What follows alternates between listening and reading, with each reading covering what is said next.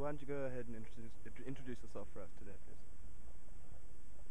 Hi, my name is Tik Root. I'm a student at Middlebury College. I'm now doing a bit of blogging at mideastreports.org. This kind of started after I got involved in the Arab Spring earlier this year, after having studied Arabic for a while in the region. So tell us about your experiences during the Arab Spring. So I originally went to the Middle East back in 2009 to study the environmental movement in the region. I was interested in oil politics and whatnot, and also learning Arabic language. And honestly, I kind of got wrapped up in everything by accident. I was studying in Alexandria, Egypt, in January of this year, January 25th, when the revolution kind of broke out. And we spent a week before getting evacuated by our program. We saw the police get kicked out of Alexandria. We were, the police were pretty ruthless.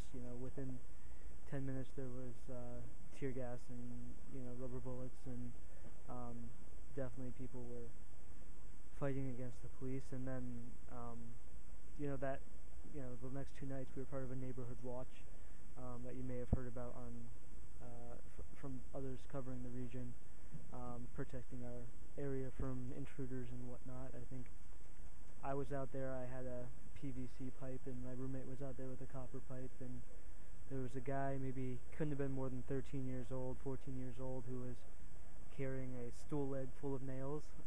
So this was really, mostly youth out there, but people of all ages just kind of saying enough is enough. And then I came back to the States for a little bit, and trying to finish out my Arabic studies abroad, I decided to go to Syria because, police states never really have revolutions, right? Or so they tell you. About 10 days after being there, on March 18th, I ended up being picked up by the secret police, or the Mukhabarat. I kind of stumbled near an old protest in the old city of Damascus, and I had my BlackBerry out for under 10 seconds. I didn't actually know I got any footage until 2 weeks later, when I found out I had a 9-second video of the guy who picked me up.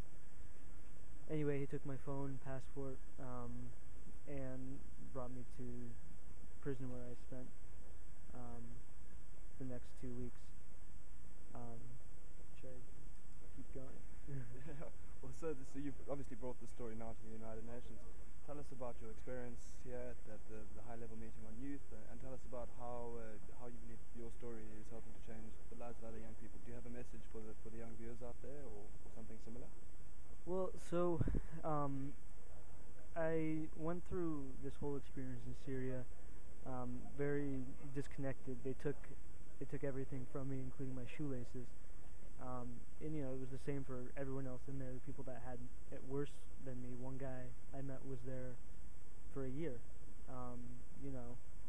He didn't really know why I was there. No one really knew why he was there.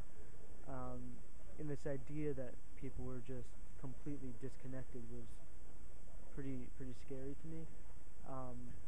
On the flip side of it, I kind of, after getting out, realized what a role technology played in helping me get out, and also others around the region. The ability to start a Facebook group or start a web page or tweet about something like this puts enormous pressure on governments to be more accountable, whether it be about prisoners or other human rights issues, peace issues, development issues. It just kind of is a catalyst for a lot of ideas that kind of I know youth are concerned about, but usually aren't able to voice. So after getting back, I started writing, taking some videos, contacting contributors from the region. My idea, or not my idea, my kind of commitment to this idea that technology can be a catalyst, kind of brought me to various places. I talked once before about the subject, and got invited here to talk about it at the UN, and it's been really interesting. I think we all agree that General Assembly meetings are generally an older generation of people talking, and it's been nice to see some of these side panels. There were a good number of young people at the one we were at. Would you agree? I can tell you it's not always like this though, I have to say. Just for this meeting, it's usually pretty old around these corridors. But I think, Tik, for your story, thank you very much for being here with us today. And I think you really are an inspiration to many younger generations. Thank you, Doug.